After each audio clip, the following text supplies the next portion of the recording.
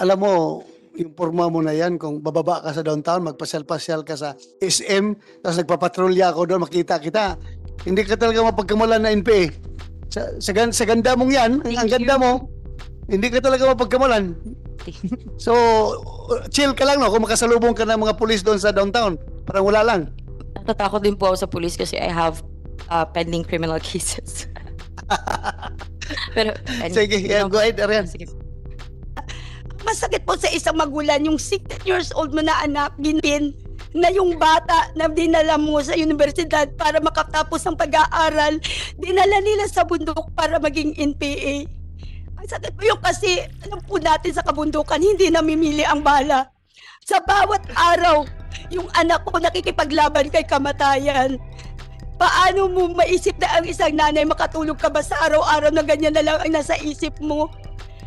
Alam niyo po, dahil sa Hands Up for Children, nagkaroon po ako ng pagkakataon na makausap yung mga former rebel po na nakasama ng anak ko.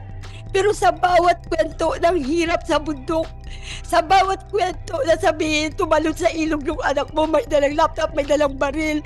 Sa bawat sabihin, kumakain ng tira-tira yung anak mo, para po yung kutsilyo na sumasaksak sa dibdib ko. Ano mo yung tinitiis mo ang lahat ng sakit na iniisip mo? May gabi ba na tinatawag ako ng anak ko na nanghihingi ng tulong pero wala akong magawa?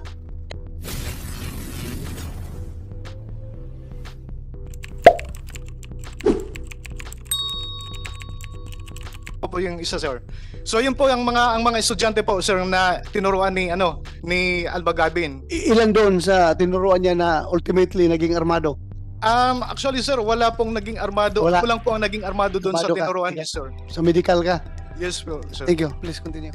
Pagkatapos noon, after a month, bumalik na naman si Almagabin. Ang isinasagawa pala namin po, sir, yung mga pag-aaral sa mga boarding houses ng mga kapwa kong Elefis. So after a month, bumalik na naman po si Almagabin para ituro na naman po sa amin yung tawag dito, yung pangalawang pag-aaral, which is padipa to, ISCOM, yung 3-in-1. Magsasaka, kababaihan, at kabataan. So after a month na din, bumalik na naman si Almagabin sa amin, para turuan naman po kami ng ARAC, yung Araling Aktivista po. Hindi ka nakapag-isip na i-report ko kaya ito sa police?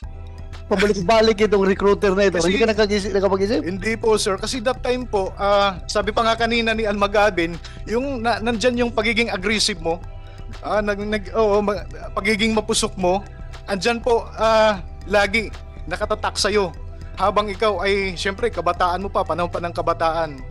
Lalo na nadoktrinahan ka na sa mga pag-aaral na yon. So, yun po, pagkatapos ng ARAC, inorganize nila ako sa mas malalim na ng usapin ng organisasyon, which is KIM, Kabataang Makabayan. So binigyan po nila ako ng orientation at binigyan po nila ako ng mga activity. So ano-ano po ito ang mga activity na to? Una po, nag-operation Pinta po kami, yung pagdadating ng anniversary ng PKP, ng Kabataang Makabayan, ng NPA, doon po namin pinipinta, at Operation Dikit ho. After noon, mga last quarter ng 2003, dahil aktibo po ako sa dalawang organisasyon, si Almagabin po ang nagsabi na naman sa akin na ikaw po ay qualified para sa pagiging kandidato po ng Partido Komunista ng Pilipinas. So dahil po ako po ay open-minded, so tinanggap ko po yun bilang isang malawakang responsable muna sa organisasyon. Tinanggap ko po yun at doon po ang naging dahilan kung bakit inibitahan po ako ng isang guerrilla front na nagsagawa ng anibersaryo ng PK. Thank you. Please continue. Okay, thank you po, sir. After nun, inibitahan po ako ni Almagabin na mag-attend po ng anniversary sa Mount Amandiwing Command sa North Leyte po, sa part ng North Leyte po. Ngayon, ang hindi ko po alam na dalawa pala ang activity na gagawin namin. Una, isinagawa po namin yung pag-aaral ng baka pa. So, sa baka pa muna, bago ng baka pa, doon na po kami nag-attend ng anniversary po ng CPP. Pagkatapos noon, kami nag-attend sa CPP ng anniversary, bumaba po kami December 29 kasi ang orientation po namin, tinuruan po kami magsinungaling. Nung pagkababa namin, pagka-uwi ko ng bahay, sabi ng magulang ko, saan ka ba galing? Sabi ko naman po, galing po kami ng field trip, galing po sa Cebu or Cebukid. Parang ganon. Cebukid, sir. So after nun, at 2004 ng taon, first quarter, nag-decide na po ako mag full-time sa labas ng paaralan. Kaya nga po, napabayaan ko na po ang pag-aaral ko bilang estudyante sa LIT. So yun po, lumalahok na po kami sa malakihang protesta ng sektor ng community at nagsusuporta din po kami sa mga ibang issue like LMWD issue, Leyte Metropolitan Water District na issue. Nagpipikit na po kami, nag-attend na po kami ng pikit. So after noon, mga second quarter ng taon, kasi nandun na kasi yung buo na ang loob ko para sumampa. Tinanong ko ulit si Almagabin na pwede na ba ako sumampa? Pwede niyo po ba ako gawan ng recommendation para sumampa? Ngayon kasi ang mandate ngayon ng CPP para makapag full time sa loob. So hindi po sila immediately naggawa po sila ng recommendation para sumampa po sa loob. So ang una po ang napuntahan ko po ay kung saan po yung napasukan kong guerrilla front sa 2004, sa second quarter po ng 2004. Kaya sumampa na po ako. So sa George Bulito Command po. Yun lang po, sir. Maraming salamat. Thank you very much po, sir.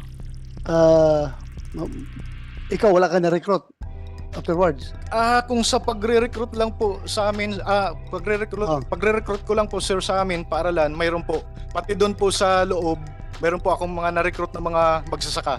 Pero wala dito? Walang dito po, sir. kasama dito? Wala. Salamat. Thank you. Si Rapion na Hongko. Thank you, sir. Salamat. Sinong next? Si Joy James Sagino. Go ahead, you have the floor. Tagang salamat, Mr. Chair. Mr. Chair, bago po ako mag-start, nais ko po sana magbigay ng konting disclaimer, no? Batid kong marami po sa mga dati kong kasama, both sa legal at sa underground, ang possible na nanonood ngayon, nakatutok sa ating live stream. At galit, of course, sa aking paglabag sa palisiyan ng organization on non-disclosure sa mga grupong aking nasalihan dati. Nais ko lang sabihin na ako po ay nagpapahig po lamang ng aking karanasan at hindi ko po intensyon na sila at ng kanilang mga grupo ay siraan. Ito po ay pagpapahayag po ng katotohanan na noon po ay isang sekreto lamang. So Mr. Chair, ako po si Joy James Sagino, 32 years old, tubong Zamboanga. Ako po ay dating Front Secretary ng Guerrilla Front 20, Conrado Heredia Operations Command ng NPA, at dating Deputy Secretary ng Sub-Regional Committee 1 ng Comval Davao East Coast Sub-Regional Operations Command. Bago po ako naging kadre, Mr. Chair ng NPA, ako po ay dating mag-aaral ng accountancy sa University of the Philippines Visayas sa Iloilo City mula taong 2007 hanggang 2010. Ako po ay sumali sa League of Filipinos. Anong year ka nag-kumbal? Sa Comval po, sir, 2011 po. Ako provincial director noon. No, 11. Ako provincial director ng kumbal. Ang pangalan mo? Ang koda ko po pala dati, Mr. Chair, ako po si Kaamihan. Amihan. Yes, po, Mr. Chair. Ikaw pala si Amihan. Ang mga sikat doon na commander, sino yung bata na mapusok na grabe mangambos? Yung sa Kumbal area. Si Jinggoy. Jinggoy. Si Jinggoy Estrada. Di ba Jinggoy Estrada? Si Kajinggoy. Kajinggoy. Di ba ilang beses yun nahuli Yes, tapos Mr. Chair. nakalabas, bumalik na naman. Grabe yun, mapusok yung bata na yun. Ewan ko, buhay pa ba? Yes po, Mr. Chair. Pero nasa gobyerno na. O nandun pa rin? Nakakulong po, Mr. Chair. Nakakulong? Po yan. Yes, Mr. Chair. Puti nakakulong. Ang daming pinatayon. Ang daming pinatayon. Mga SF, mga Special Forces, Pati mga tao ko, ang daming pinatayo na tao ko, yung mga provincial mobile group Sa Combal po, sa Mr. Chair. Kumbal, oo. Jinggoy, doon banda yun sa naghasik ng lagim sa may Compostela, Mungkayo. area, Mungkayo. Ang daming ko yun. But anyway, so nung panahon ni Jinggoy, nandun ka. Pagpasok ko po, si Jinggoy kasi, Mr. Chair, sa SRC4 po siya. SRC, Ako po oh. ay nasa SRC1. So papuntang East Coast po kami, Davao, Boston, boundary ng Mungkayo, Compostela, papuntang Bislig. Sa kanila naman po, yung papuntang Pantaron Range na na side ng Compostela Valley po. So magkaibang unit po kami, pero naririnig ko na po yung pangalan ni Jinggoy po. Baka kayo yung, saan si General Angkan? Baka kayo yung nag-ambush kay General Angkan, ha? At tinamaan si General Angkan dito sa leg, yung Sergeant at Arms natin ngayon dito sa Senado. O saa? Matagal, wala pa po Wala ata ka pa? ako noon, Mr. Chair. Bata pa po ako, Mr. Chair. Alam mo yung inambush si General Yes po, Angkan, Mr. Chair. dapat doon ako ang maambus. Dahil ako mauna kasi ina-attack ninyo yung detachment doon sa Mungkayo, detachment ng army. Ngayon, tinawagan ko si Angkan kung nasaan siya, humihingi ng reinforcement yung army sa police. So sabi ko mauna na ako mag-reinforce doon. Si Angkan sabi na, sir, malayo pa ako, sir, nandito pa ako sa inyo Bataan. Baka pwede, sir, hintayin mo lang ako para magsabay tayo. Sabi ko, malayo ka ba? Mauna na ako. Sabi niya kan, sir, please lang, hintayin mo ako. Ayaw kong matamaan yung aking maambos, yung aking upper class. Dapat akong maunang maambos. So, dumating si Angkan, hinintay ko doon sa kanto ng Compostela, galing sa inyo Bataan. Nauna siya, papunta doon sa convoy namin. Papunta doon sa ina-attack na detachment ng army sa Mungkayo. Along the way, sa Monte Vista banda, inambos si General Angkan, tinamaan dito. Kala ko hindi yan mag-survive dahil nung nirecover namin, tinanggal namin yung combat boats, namumutla na yung paa, yung puting-puti na, halata na nawala ng dugo. Kasi ang lakas ng labas ng dugo ni General Angkan dito, yung sa liig, yung main artery. Akala ko nga talaga mamatay na eh. Pero at least sa awa ng Diyos, buhay pa. Ngayon naging Sergeant at Arms namin, nandito ngayon. So kayo siguro yung nangambos. Ha? Sige, tuloy-tuloy. Amihan. Tuloy mo. Continue. Thank you, Mr. Chair.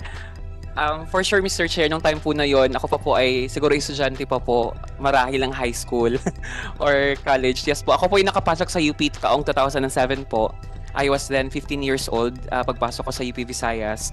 Ako pa ay sumali sa League of Filipino Students nung first year po ako dahil po ang aming batch sa UP, batch 2007, ang unang tinamaan po ng pagtaas ng tuition sa University of the Philippines. Mr. Chair, sa unang mga buwan ko po sa LFS, ako po ay nakadalo sa mga pag-aaral at discussion gaya ng aking mga kasamahan, tulad po ng Lipunan at Rebolusyong Pilipino na aklat na sinulat ni Jose Maria Sison, espesyal na kursong masa, araling aktivista at marami pa pong iba. Itong mga kurso po na ito, Mr. Chair, mga pag-aaral ang siyang nagmulat po sa akin sa iba't ibang issue at suliranin ng lipunang Pilipino at yung sinasabi ng kilusan na kahalagahan ng isang armadong revolusyon para baguhin yung ating lipunan. Kaya Mr. Chair, naging aktibo po ako sa iba't ibang mga protesta, mga pagkilos, sa loob at labas ng universidad, maging sa iba't ibang isyong panlipunan. Especially that time, Mr. Chair, 2007, malakas po yung pagtutol namin sa Human Security Act, yung passage niya, oil price hike at marami pa pong iba. Buwan po ng September, Mr. Chair, September 2007, ako po ay pinadalo sa isang eksklusibong pagpupulong ng mga piling kasapi ng LFS sa aming school.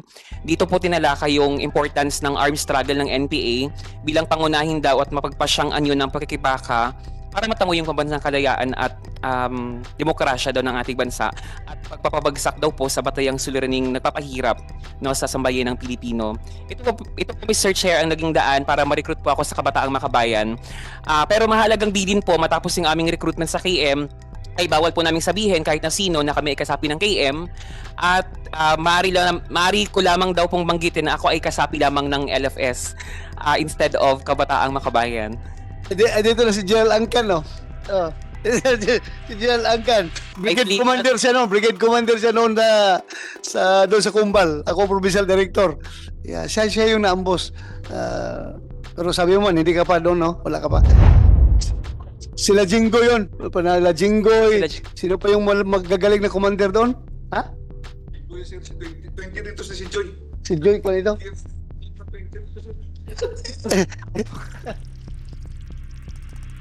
Amihan siya noon, amihan.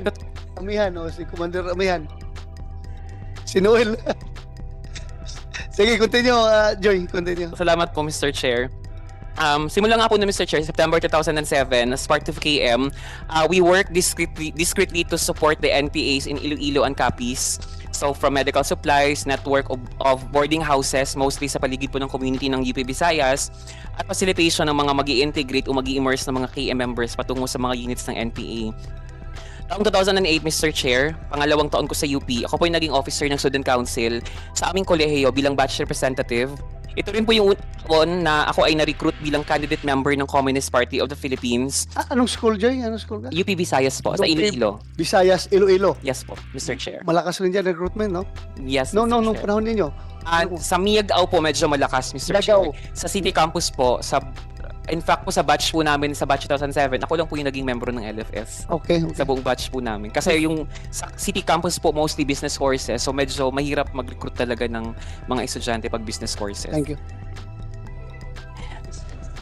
Taong 2008, yun nga po Mr. Chair, ako po ay naging candidate member ng Communist Party of the Philippines. So nagsimula na akong bigyan nila ng mga kursong pang partido gaya ng dialectical materialism, political economy ni Karl Marx at iba pa. And then by the next year, Mr. Chair, 2009, ako po ay naging full member ng Communist Party of the Philippines. Ito rin po unang taon, Mr. Chair, na ako ay pinapasok sa loob ng unit ng NPA para sa aking revolutionary integration sa Southern Panay, Napoleon Tumagtang Command sa mga bayan ng Igbaras, Miagao, Tubungan noong April 2009. Ano bang kuwan nila? Ano yung criteria nila para magiging party member ka ng CPP? Kailangan ba talaga matalino ka? Educated ka o ano? Hindi naman po Mr. Chair, nasa constitution din kasi ng Communist Party yung requirements for recruitment. Disclaimer, hindi po ako nagre-recruit. No, pero yung recruitment po to the CPP para maging candidate member, hindi naman po kailangan matalino. May mga basic like age requirement of at least 18 years old. Pagkatapos may kaalaman at gagap yung Marxism, Leninism, Maoism bilang ideological guidance ng Communist Party of the Philippines. Of course, may clearance na sa security. Kaya mas ini-screen din talaga yung sino yung re-recruit sa CPP at ano pang isa? May mga pag-aaral at handang maging magpaloob sa mga kolektiba ng Communist Party of the Philippines. Ano, may background investigation rin kayo, ha? Yes, Mr. Chair. Mabigat din. May pinifill out actually, Mr. Chair, na parang form. We call it dati Form 1 and Form 2. Yun po yung parang basic information at saka history ng nire-recruit namin. So doon po namin na-check kung may kamag-anak pa siya sa gobyerno, meron ba siyang mga relatives sa sundalo or sa police. So yun po, Mr. Chair. Sino na ngayon ang chairman ng CPP? As far as right now, Mr. Chair, we don't have information yet. Pero may mga intuitions kami at saka may mga kutob kami kung sino po yung pumalit kay Jose Maria season after. his demise. Sinong alam nyo? Sabihin nyo. Para magkaalaman. Sinong alam nyo na pumalit ngayon? Yung nasa first line leadership ng CPP, ibig sabihin niya parang mga all guards talaga na naiwan is sina Joliet de Lima Sison, yung asawa ni Joma, si Lois Salanduni, at saka yung asawa po ni Lois Salanduni na tumatay yung peace negotiating panel ngayon ng NDFP, ano. So most probably one of them, ang pinakamalapit baka si Joliet de Lima Sison. Pero hindi yes, Mr. Chair. And aside Ano ni dating Senator De Lima? parang magpipinsan po Pinsan. yata. Insan? Kung hindi man po magpipinsan, parang pamangkin yung isa. Okay. Pero mayroon pang isang Yan yung asawa ni Jose Maria Sison po. Jose Joma Sison. Yes, na nasa Netherlands ngayon nagbe-based. Yung isang possibility ay from Mindanao, Camaria Malaya, Merna Solarte, kasi sa mga parang nasa second line leadership, no, nakatatapos ng second congress, na elevate din kasi sa executive committee ng Committee Central si Maria Malaya. Yung mga magagaling na kader ng CPP from Mindanao were all neutralized, no, Kaoris and yung si Kabok na supposed to be nasa third and fourth line doon sa leadership. And Maria Malaya ay nasa top 10 kasi ng leadership. So most probably siya. But we are also thinking na yung former chairman ng LFS way back 1993-94 by the name Amanti Jimenez, kasi siya yung katemporary ko noon. Napakagaling na kadre, no, from youth and student sector. May posibilidad na baka siya rin yung matayo. So, parang nandun. Kaya si Rafi Bailoses, Mr. Chair, original din na member ng Komite Sentral na hanggang ngayon remain at large. Thank you. Maraming salamat, Noel Legaspi. I would like to acknowledge the presence of Senator Francis Tolentino. You want to say something, Your Honor? Thank you. Yes, salamat. And also, Senator JB Ercito, thank you for joining us, Your Honor. Magandang discussion dito. Kanina pa, medyo marami tayong natutunan from these resource persons. Kahit ako, nag-retire na ako as police. Pero ngayon, umagang ito, I admit, marami akong natutunan. Please continue, si Joy James Aguino. Si Joy James Aguino, Provincial Director ako ng Kumbal noon, kalaban ko na ito pala doon. sige Joy, continue Joy. Thank you so much, Mr. Chair. So from that point, Mr. Chair, nung first revolutionary immersion ko sa Southern Panay Front sa Iloilo, 2010, ako po tumigil sa pag-aaral at nalipat sa Urban Poor Community Organizing. At ako po yung naging regional spokesperson ng Anak Bayan Panay. October 2010, ako po ay panandaliang nakulong matapos ang isang kilos protesta laban sa coal-fired power plant sa Iloilo City at pansamantalang nakalaya matapos makapagpiyansa. Pero dahil sa takot, ako po ay nagpaalam sa mga kasama ko na maglaylo at umuwi sa amin sa Zamboanga, pero hindi po ako pinayagan at nagmungkahi sila na instead of laylo, ako po ay ide-deploy from Iloilo to Zamboanga. Kaya po nung January 2011, Mr. Chair, iniugnay po nila ako sa mga susing kadre ng CPP sa Zamboanga. Nag-enroll po ako ulit ng kursong broadcasting sa Western Mindanao State University. At ako po yung tinalagang regional spokesperson ng Anak Bayan Zamboanga taong 2011. Ang Zamboanga po noon, Mr. Chair, ay expansion area po ng Southern Mindanao Regional Committee o SMRC habang nagpapalakas pa yung WMRC. Kaya yung mga recruit pong NPA from Zamboanga at Isabela City, Basilan ay sa Davao po pinapadala. If you can recall po, Mr. Chair, dalawang estudyante po from Western Mindanao State yung na dati kong kasama sa Zamboanga ay dineploy po sa Davao, particularly si Vanessa Limpag o si Kyle. Siya po yung medical aid ni Caparago nung na-raid sila sa Paquibato District, Davao City. At saka si Michelle Duque o si Cheng or si Justin. Kasama yung namatay, di ba? Kasama Yes, Mr. Chair. Babae yun, no? Babae po, Mr. Chair. So, Dati siyang estudyante ng Western Mindanao State U at saka kasapi din ng Gabriela sa Western Mindanao Region bago siya nag-NPA taong 2011 din. Nauna siya sa akin ng konting buwan bago ako pumasok sa NPA sa Davao.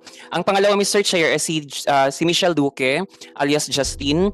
Siya naman po ay captured. ano ni Alvin Luque yun? Duque po, Mr. Chair. Duque? Michelle Duque po. Duque. Taga Zamboanga City o ang alias na po ay Justin. Siya po yung captured na wounded ng 67th Infantry Battalion sa isang encounter sa Katiil, Davao Oriental last August 2011 under the then Battalion Commander Rubian Basiao.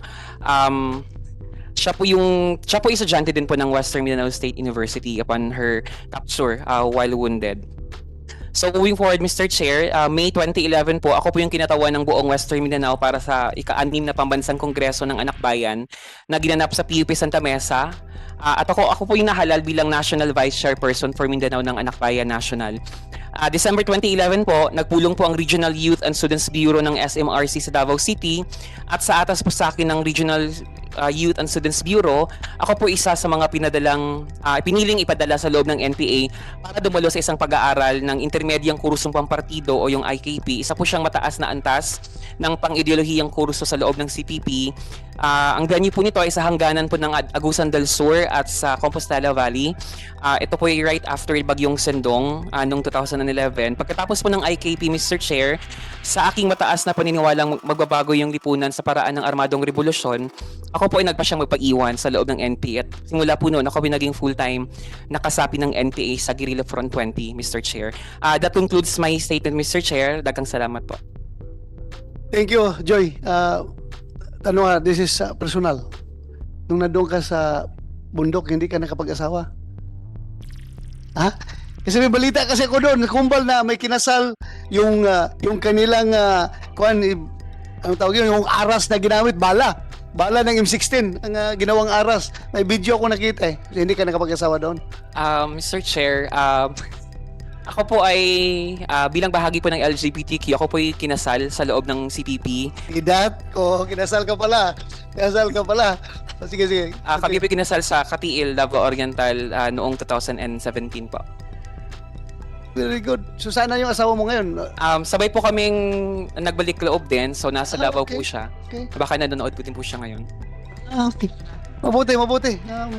Yes, go ahead, Senator Tolentino. Record, I now recall, nung pakatapos nung bagyong Sendong, may naparepair ako na tulungan na school sa Moncayo. Hindi ko lang na balikan para i-inaugurate kasi ang warning sa akin ng military noon, active pa raw kayo. Active pa raw kayo. Sasakay sana ako nun sa Mr. Chairman sa habal-habal papunta dyan. Hindi ko alam kung anong barangay yun. Hindi ako natuloy. So nung pakabagyo, talagang active kayo nun. Yes, Mr. Chair. After Bagyong Sendong, we were at the boundary of Moncayo and Trento. Nagusan yun. Agusan del Sur po, yung Trento sa Moncayo, Combal. So, nasa boundary po kami noon. So, may mga pagkilos po kami going Diwalwal, going Salvacion sa Trento, Salvacion sa Moncayo. Yung ibang mga kasama namin going Santa Maria, going San Ignacio sa Trento. So, medyo active po kami that time. Shopping ako sa New Bataan. Yes, Mr. Chair. That's another area po of another guerrilla front, Mr. Chair. Pero that time po sa Moncayo, we were 3 platoons po of NPA kasi may malaking pag-aaral nga. So talagang concentrated yung iba't ibang mga guerrilla units para mag-guard dun sa ginagawang pag-aaral po sa loob ng NPA. Buti na lang hindi ako tumuloy nung panahon yon. Pero ginagamit na yung school. Salamat. Thank you, Mr. Chair. Sabi niya, malaking pag-aaral daw, kaya malaking puwersa nilagay sa Moncayo. Pumaniwala ako dyan, nandoon kayo dahil nandoon ang pera, nandoon yung Diwalwal, nandoon yung collection ng NPA sa Diwalwal, kaya doon kayo nag-concentrate sa mining area. But anyway, alam ko, magtataka nga ako noon nung nasayin ako sa Diwalwal, pag aakyat kami, may salubong kami na habal-habal driver. Sir, huwag kayong tumuloy, hinto kayo dyan dahil may nag-checkpoint na NPA doon sa taas. Ano sila? Marami, sir. May mga Tagalog pa, sir, na nag-checkpoint. Sabi ko, may Tagalog na pala na NPA dito sa Diwalwal na akalaan ko mga Bisaya ang NPA dito. Ayun pala, mga UP students yun na pinadala doon na assign. Kagaya mo, you're from Zamboanga, di ba? Doon na assign. Yes, Mr. Chair. So, para rin kayong sundalo, no? Relieve, reassign. Willing to be assigned anywhere in the Philippines. Ganon din, parang sundalo. Thank you for that. Yes, go ahead, continue. I just want to emphasize, Mr. Chair, the pictures being shown.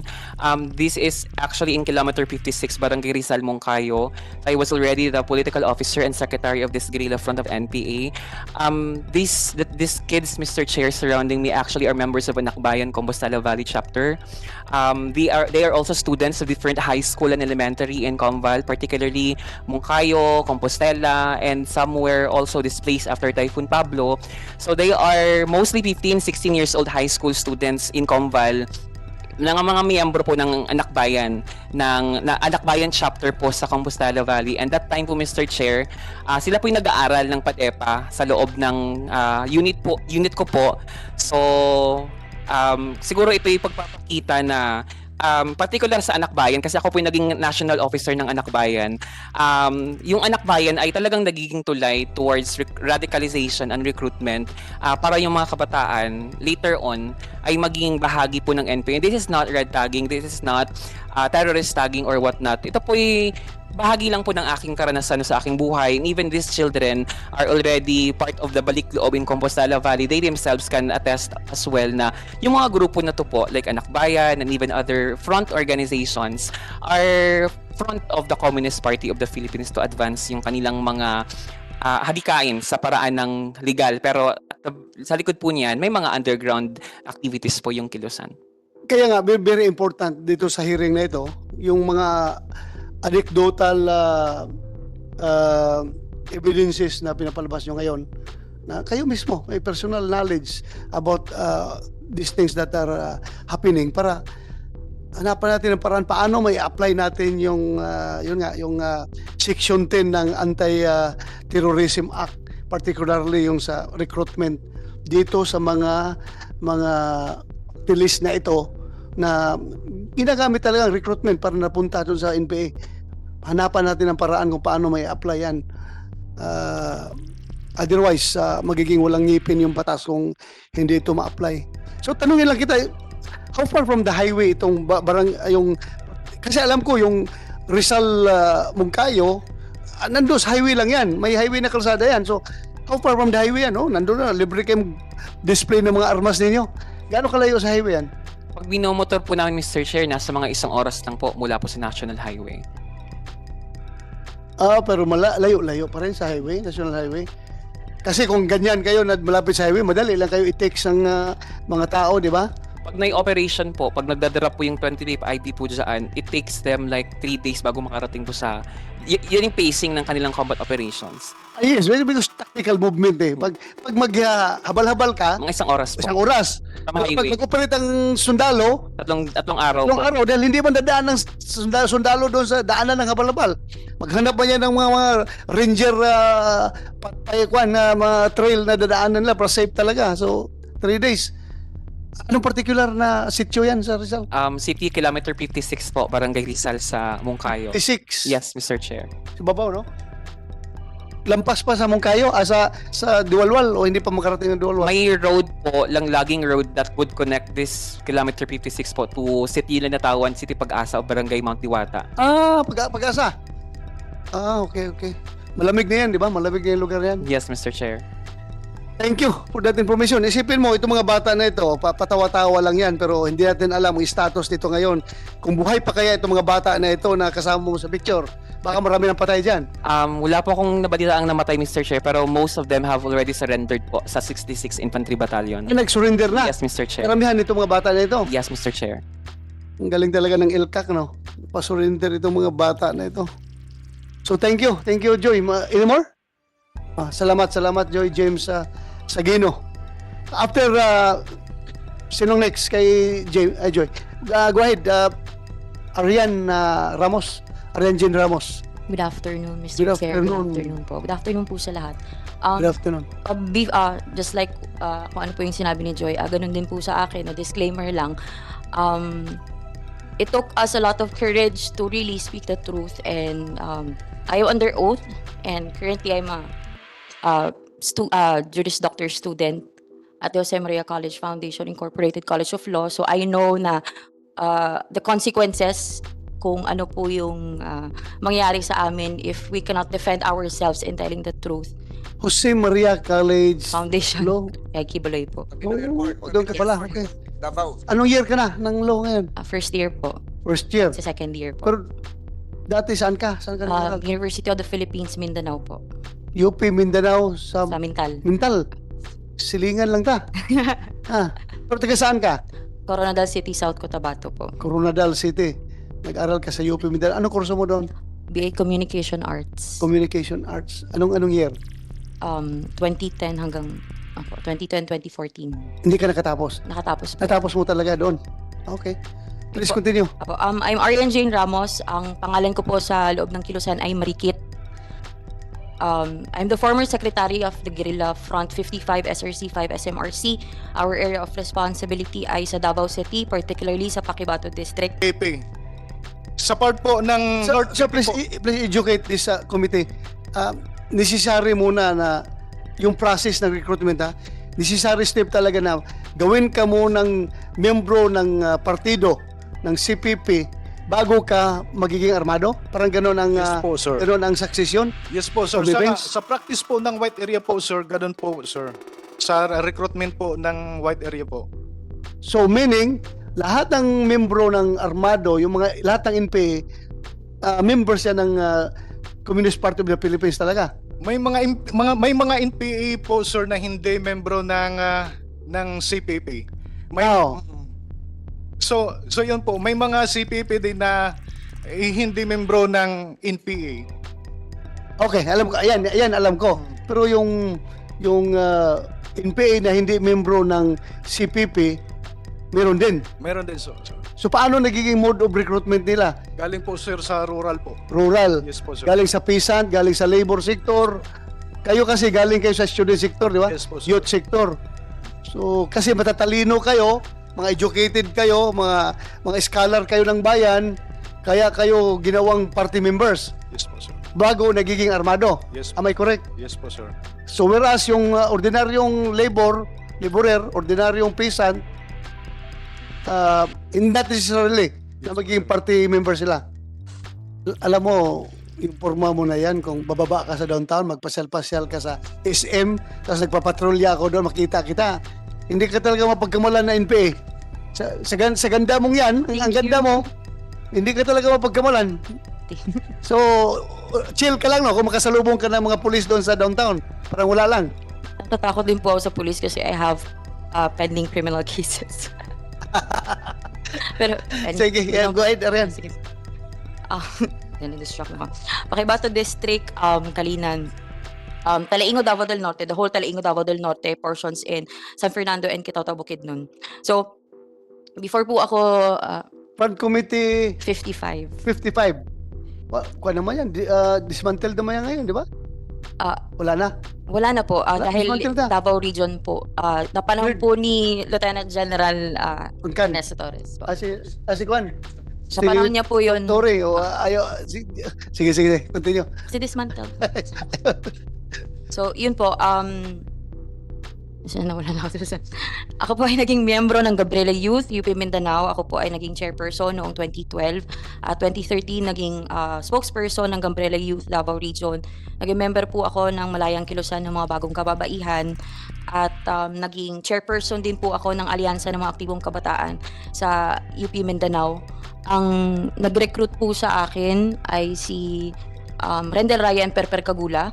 He was the president of the University Student Council of the University of the Philippines Mindanao in 2011-2012, former Davao City Coordinator of the League of Filipino Students, and Southern Mindanao Coordinator of the Kabataan Party List. He died last November 4, 2014 in an armed encounter somewhere in Sarangani. Sarangani. He was the political instructor of Guerrilla Front 73. Saan dyan? Yung naka-red po. Kagula. Patay na yan? Patay na po November 4, 2014. May his soul rest in peace. Apo. Continue. So, during, naging collective ko rin po si si Kerlan Fanagel, former Secretary General, then Chair of Pasakaday Salupungan Kalimutan Pasaka, Confederation of Lumad Organizations in Southern Mindanao. Siya po yung nakausap at nakilala ko ng pumunta po kami sa UCCP Haran. Kasi before po ako nag-NPA, meron po kaming immersion sa UCCP Haran. If you remember ang Bakwit, no? Majority, may 1,300 no na mga Talaingod Manobog from Talaingod, Davao del Norte na nagbakwit. So si Kerlan, siya po yung isa sa mga nakakausap ko dahil siya yun nga, Secretary General at that time. At kami po bilang mga miyembro ng Gabriela Youth, League of Filipino Students, Anak Bayan at iba't iba pang mga legal front organizations ng CPP, NP, NDF ay binigyan ng na tulong sa bakwit campaign. So nakausap ko po Itong siya. tao na ito, yung nire-rescue namin yung mga bakwit doon sa loob ng Haran, nagpapakilala, magulo ito eh. Nagpapakilala ito na kuwan lang, yung tribal leader. Yung pala, NPA na pala. Nag-NPA po siya after how many years na naging urban operator po. Please, continue. Opo. So after naging collective ko si Jong Monson, naging ang kanyang alias sa loob ng Kilusan ay Franco. He was the political instructor sa regional operation regional headquarters ng Southern Mindanao Region. Naging Secretary General din po siya ng Pasaka at miyembro siya ng Anak Bayan University of Mindanao sa Davao City. Nag-surrender na din po siya. So, collective niya po, kasama niya po si Kerlan, kasama niya din po yung iba pang si Perper, kasama din po namin na nung namatay na. Binanggit ko lang sila kasi meron silang malaking papel kasi nung pumunta na po ako sa bundok after my graduation, May 11, 2014 sa sitio na Silaban, Talaingod, Davao del Norte. Yun na po yung unang araw na pumasok ko sa Talaingod at nag-start yung revolutionary integration ko sa Talaingod. So pagpunta ko doon, that was 2014, yun din po yung mga panahon na na-pull out na po yung 68 Infantry Battalion sa Talaingod dahil naging successful yung campaign ng CPP-NPA NDF sa taktikang Bakwit. So ang taktikang Bakwit ng SMRC was first employed in 2014 as regional directive. So yung Bakwit po ay regional directive, ibig sabihin mandato po yun orchestrated po yun ng Southern Mindanao Regional Committee. Panahon po yun nila Kabok, nila Elian, may mga, hindi pa pala, si Bok pa pala. And then, yung unit po namin sa Talaingod, kami po yung may responsibility sa pagbibigay ng napakaraming puwersa po ng mga from the dato, mga bata, mga IT students. If you remember, sa Lupungan Tatanaw Ikanogon Community Learning Center, isa na po kami sa mga henerasyon na nagpatuloy na nagtayo ng 21 schools sa Talaingod, Davao del Norte po. So, yung integration na yun po hanggang sa lumakas at lumawak yung pag-oorganisa namin, umabot po kami sa sustained na Bakwit campaign. So si Kerlan po at si Jong Monson yung close coordination ko. Ako po nasa bundok. Tapos sila yung kausap ko na nasa UCCP Haran. So dahil nga nakikita namin na napakaganda ng kampanya ang Bakwit kasi nga it talks about defending the ancestral domain of the indigenous peoples. Napakanog niyan, no? Lalo na sa ibang bansa. So nakakakuha kami ng malaking resources, no? Financial resources. From According to Jong Monson na nasa somewhere, actually surrender na siya, from European Union of European Union. organizations. And Doon- yung iba hindi ko na din po alam. Pero yun Kayo yung... nagkakuha ng pondo. Apo. Kasi po si Gab, yung asawa ni Eric Casilaw, si Kaelian, na apprehended na. Siya po yung gumagawa talaga ng mga proposals, and at that time magkasama din po kami sa mga panahon na gumagawa siya ng proposals. So may mga sinasabi siya na ito yung mga proposals natin para masustain natin yung Bakwit, at pinapadala nila kasi nasa International Solidarity Work Committee siya.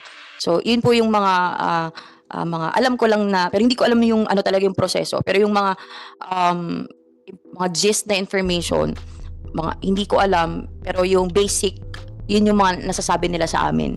Kaya pala, we wonder why naka-sustain ng napakaraming taong pinapakain doon sa loob ng UCCP Haran for a long time dahil nga may funding source kayo from abroad, from European Union.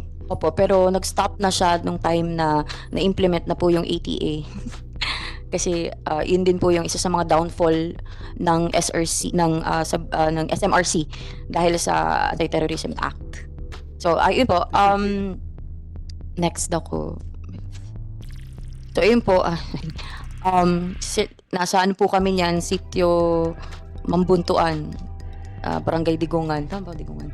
Digungan, Kitaw-Taw, Bukidnon. Kasama ko po si Enrico Karamat, also known as Marco. Siya po ay galing sa UP Diliman, BA English Creative Writing, Anak Bayan, UP Diliman. Political instructor siya ng SRGU, NPA, SMRC, pero nag-surrender na po siya. Next. Ayun, marami, pinapakita ko lang po itong picture na to kasi nakikita nyo puro kami mga galing sa universities na kami po ay nagsama-sama. May galing ng Daniel Castillo, UP Diliman, BS Community. Pareho kayo UP Diliman, ha? Mindanao ako, Diliman po siya. Diliman. Ano po kami, Hall of Nation approach. UP Mindanao, UP Diliman, UP Visayas. Hall of Nation approach din po kami. Daniel Castillo, UP Diliman, Anak Bayan, UP Diliman, political instructor ng Guerrero Front 55, NPA Southern Mindanao Region.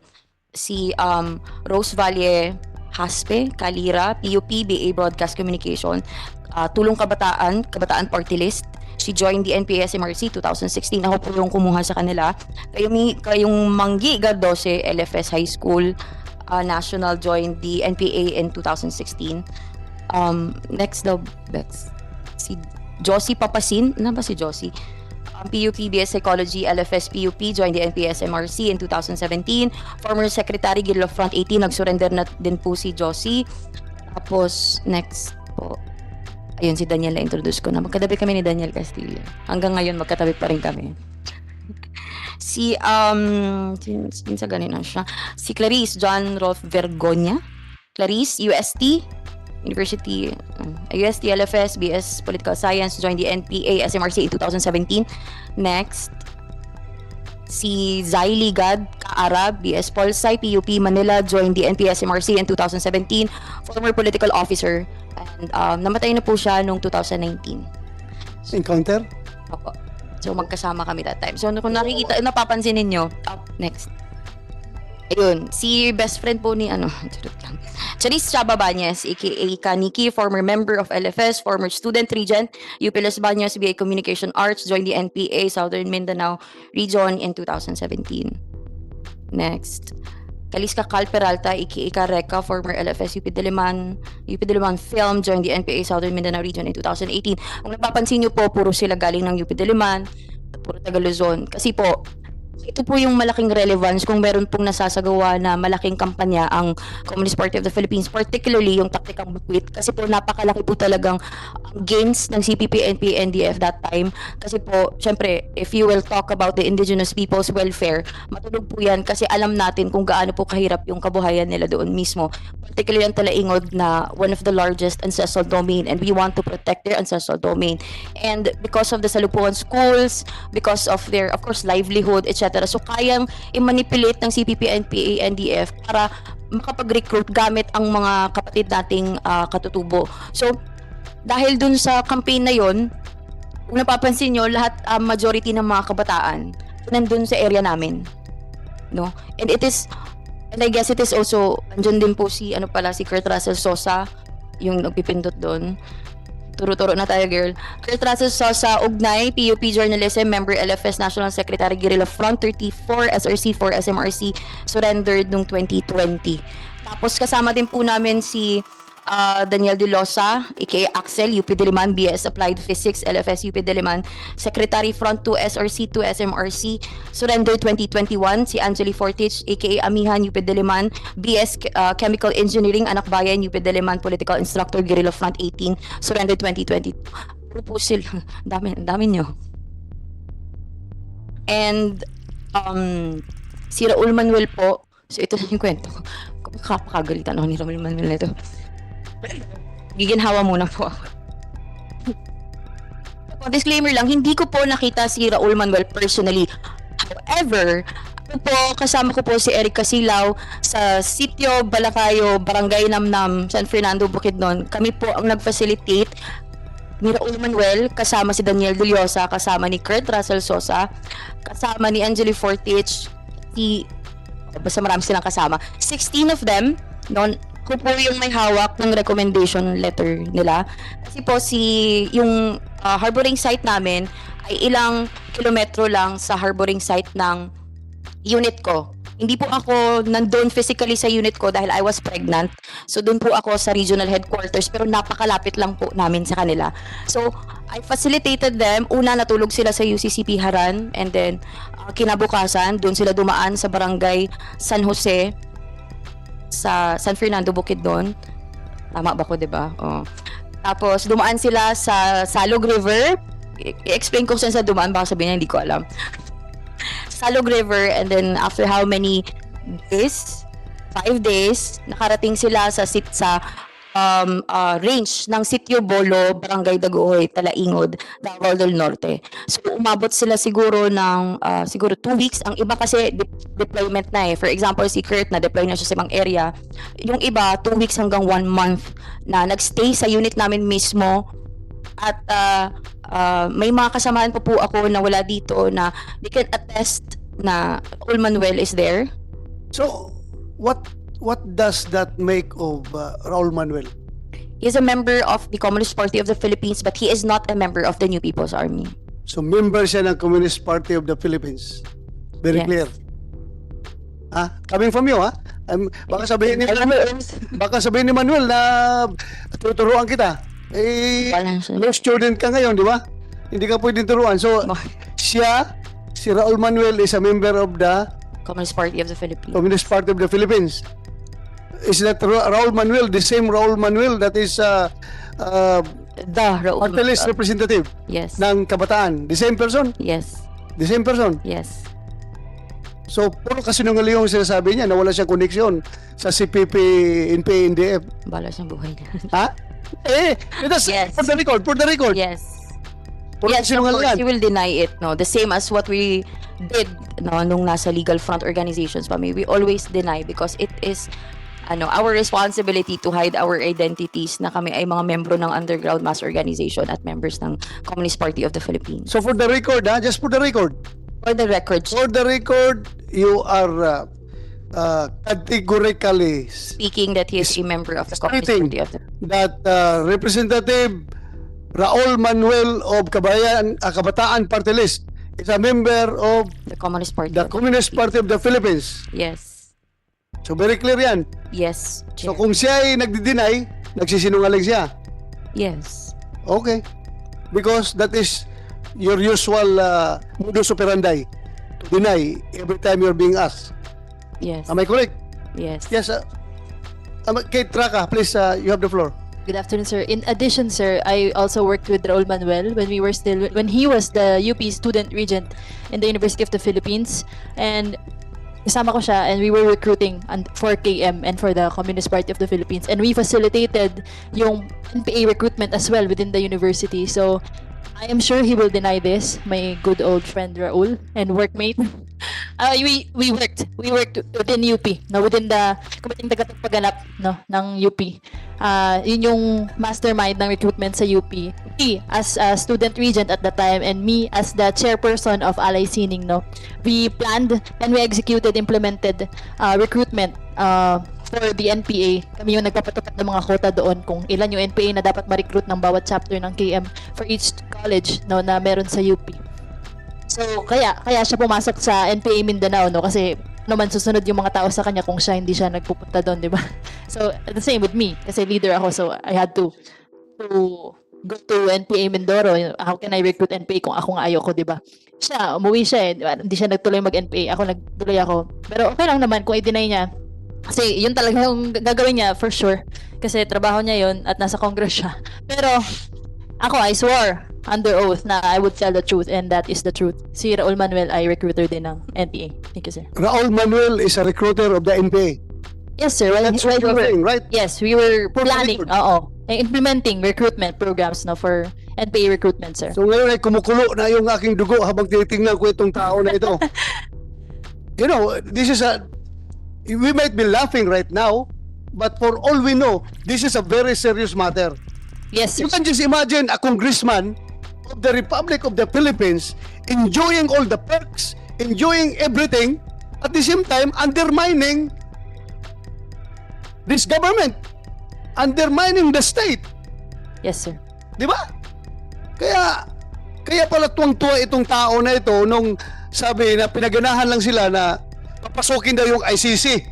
Tuwa itong tao na ito. Talagang tuwang-tuwa siya na imbestigahan ako ng ICC. Tingnan natin ngayon, ikaw ang imbestigahan ko. Ikaw ang imbestigahan ko. I will do all my parliamentary powers to pin you down. Sabihin na, tingnan natin. Masakit po sa isang magulang yung 16 years old mo na anak, ginpin, na yung bata na dinala mo sa universidad para makatapos ng pag-aaral, dinala nila sa bundok para maging NPA. Ang sakit po yung kasi, alam po natin sa kabundukan, hindi namimili ang bala. Sa bawat araw, yung anak ko nakikipaglaban kay kamatayan. Paano mo maisip na ang isang nanay makatulog ka ba sa araw-araw na ganyan na lang ang nasa isip mo? Alam niyo po, dahil sa Hands Up for Children, nagkaroon po ako ng pagkakataon na makausap yung mga former rebel po na nakasama ng anak ko. Pero sa bawat kwento ng hirap sa bundok, sa bawat kwento na sabihin, tumalon sa ilog yung anak mo, may dalang laptop, may dalang baril. Sa bawat sabihin, kumakain ng tira-tira yung anak mo, para po yung kutsilyo na sumasaksak sa dibdib ko. Ano mo yung tinitiis mo ang lahat ng sakit na iniisip mo? May gabi ba na tinatawag ako ng anak ko na nanghihingi ng tulong pero wala akong magawa? Ang mas masakit pa po to kasi last August 2021 po, his father passed away without knowing kung buhay siya o nasaan siya. Yung last statement ng father niya sa akin laban, habang nire-revive yung asawa ko sa harap ko, ang sinisigaw ko, lumaban ka kasi hindi pa natin nakita yung anak mo. Hahanapin pa natin si Francis. But we lost his father. Ang sakit po doon kasi pandemic po yun. Yung dalawa ko pong anak at ako, walang makalapit sa amin. 3 lang kami. Alam mo yung hindi mo alam kung ano ba ang dapat mo kalungkutan, yung nawawala yung anak mo o nawala yung haligi ng tahanan namin. Hindi ko po alam kung alam ni Franz na namatay na yung father niya. Yung last nakakita ko po kay Franz, 2020 pa po ng February. Yun po yung time na nakita ko yung video na sabi ko sa kanya, Nak, i-clear natin yung pangalan mo. Sabi niya, ang sagot niya sa akin, Ma, sa organisasyon namin may sarili kaming abogado. Hindi ko akalain yung time na yun po yung huling yakap at halik ko sa anak ko. Kasi kung alam ko lang po na yun na ang huling yakap at halik na makita ko yung anak ko, hindi po ako bumitaw. Alam niyo yung pagsisisi sa puso ng isang ina na sana hindi ko binitiwan yung kamay ng anak ko. Ngayon po, magpo 4 years na uli, wala akong proof of life. Wala pa akong alam ko na saan ang anak ko. Ang masakit po, ito po yung hirap, sakit, yung lungkot na sobrang hindi mo malaman kung saan ang galing, na ayaw namin iparana sa mga ibang pamilya. Yung naranasan ng anak namin, ayaw namin maranasan ng ibang kabataan. Kaya nandito po kami nanghihingi ng tulong sa inyo. Tulungan niyo po kaming maibalik sa amin ang anak namin. Kaya po, nagpapasalamat kami sa amnesty na binigay ni Presidente kasi ito ang magiging daan po para mapasuko yung anak namin na makita nila na mabuti yung gobyerno at ito yung paraan para makita namin yung anak namin. Kaya sana kung narinig ako ng anak ko na hindi ako susuko. Hanggat buhay ako, ilalaban ko yung buhay mo, ilalaban ko yung pagmamahal ko sa'yo. Kaya lagi kong pinapangako sa'yo, ako yung huling tatayo sa tabi mo para iabot yung kamay ko, para magbago ka. Nandito lang ako lagi. Maraming salamat po. Thank you.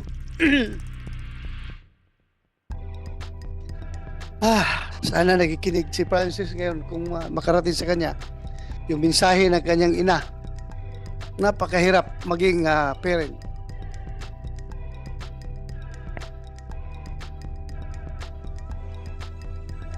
Demonyo talaga yung mga recruiter na yan.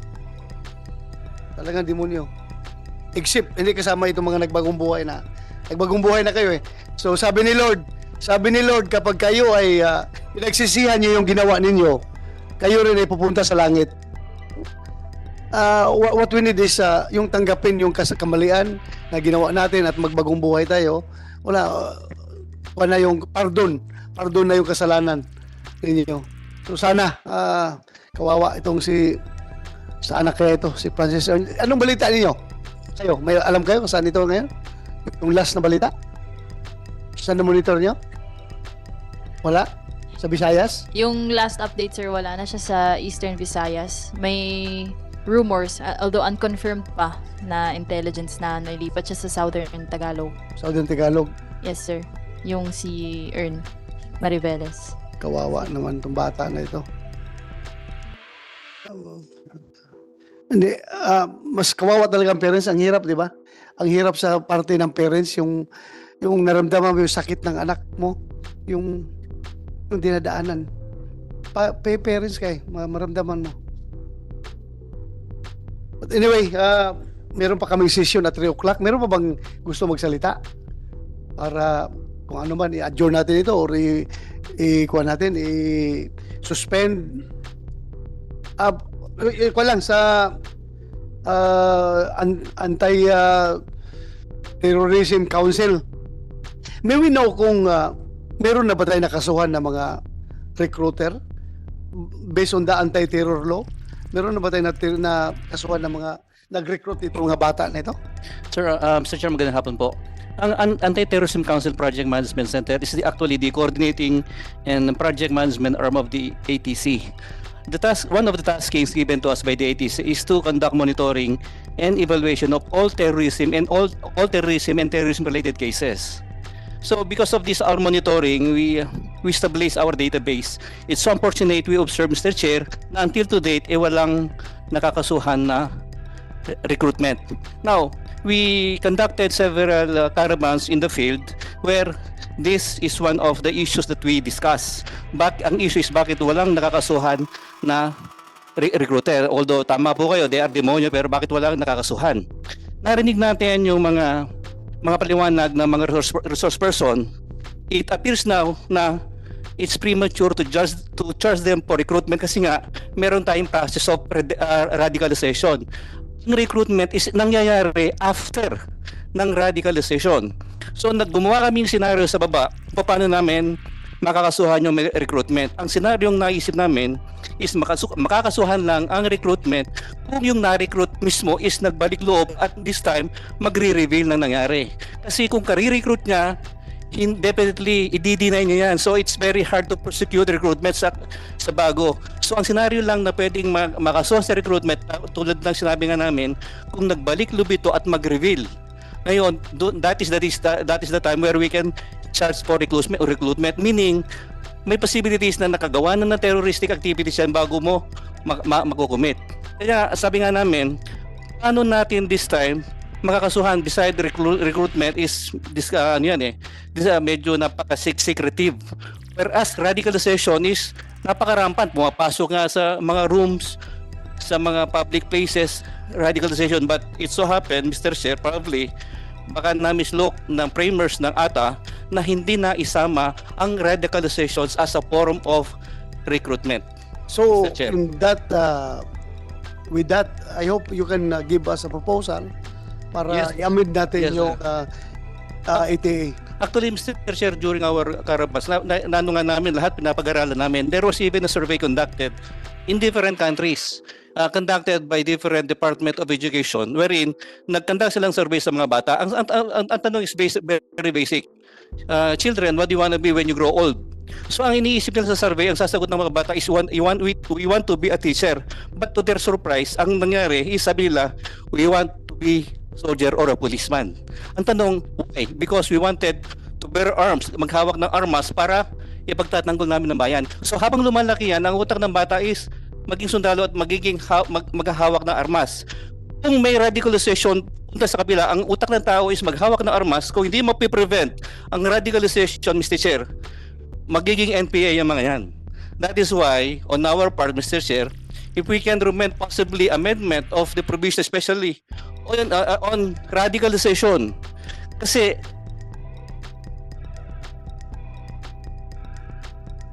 wants to bear arms.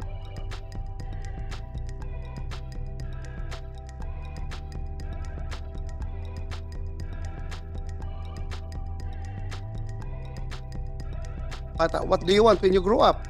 I want to become a soldier. Tapos growing up, napunta siya sa side ng radicalization, napunta siya sa kaliwa at nagiging NPA. Ang solusyon ni Senator Tolentino dyan is ROTC session. Growing up, nakuha siya ng program, ROTC program. Nakuha siya. So pumunta din siya dito sa side ng gobyerno. Yung kanyang want to bear arms. So napunta siya sa armed forces.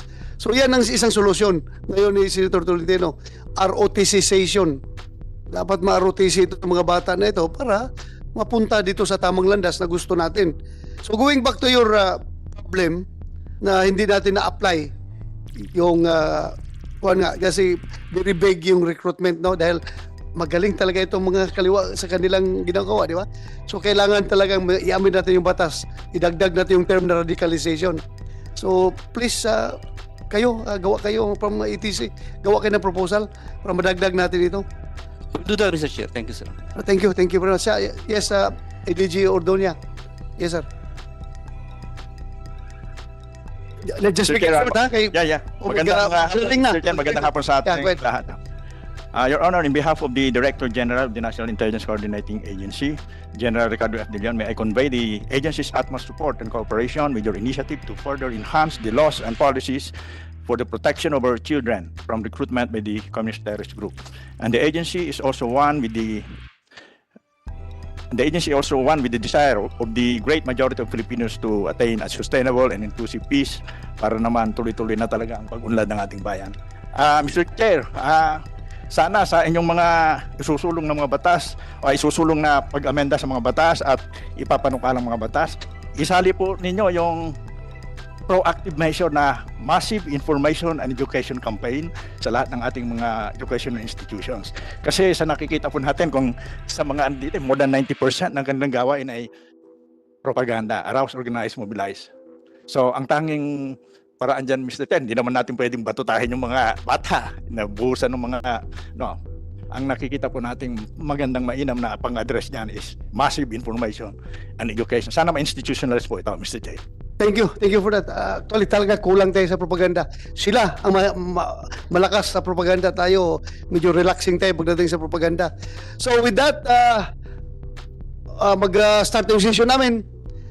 I would like to thank you, everyone, kayong lahat, for your courage na hindi kayo takot na risbakan ng inyong mga dating kasamahan. Anyway, ready naman kayo. Huwag kayong matakot. Andito yung gobyerno para magdepensa sa inyo. Sa inyong lahat, maraming salamat sa pag-attend ng ating hearing. And siguro, suspend lang naman natin. With this, Chair, thank you, Senator suspend the Tolentino. hearing for today. There is a motion from Senator Tolentino to suspend the hearing today. No objections. Hearing none, the meeting is hereby suspended.